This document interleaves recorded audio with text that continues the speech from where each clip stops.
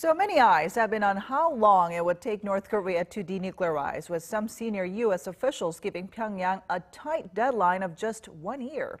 And while Washington's top diplomat Mike Pompeo is set to head to North Korea on Thursday for follow-up nuclear talks, the U.S. State Department has once again clarified that there's no timeline for North Korea's denuclearization. Our EG1 reports.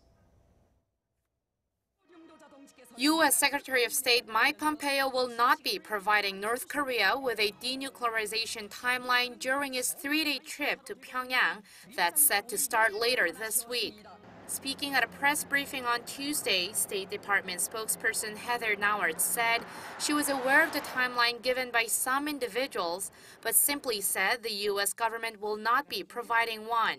This is contrary to the views expressed by National Security Advisor John Bolton during a televised interview last weekend, where he said the U.S. aims to dismantle North Korea's nuclear weapons program within 12 months.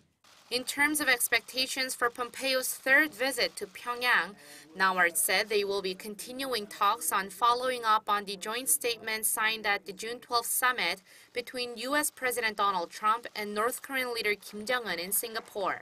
She said former nuclear negotiator and the U.S. ambassador to the Philippines, Sung Kim, had a good series of meetings with his North Korean counterpart in planning Pompeo's visit. She added the U.S. has been very clear in terms of its expectations, which remain unchanged from the Singapore summit. And compared to just last year, Nauert says significant progress has been made. We're at a good spot today. The Secretary is looking forward to having meetings with his North Korean counterparts, and we go into this eyes wide open, but nevertheless, we've made a lot of progress in the past year.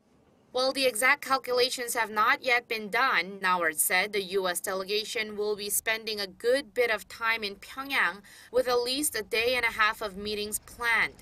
Progress with Pyongyang was also reaffirmed by President Trump. He tweeted on Tuesday that talks with North Korea were going well, adding that there have been no rocket launches or nuclear tests for 8 months. While slamming the Democrats and what he calls the fake news media for their complaints, Trump said that if it weren't for him, the U.S. would now be at war with the North.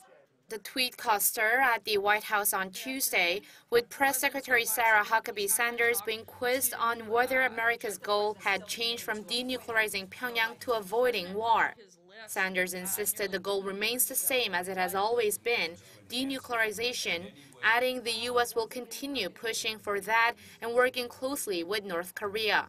이지원, 아리랑 뉴스.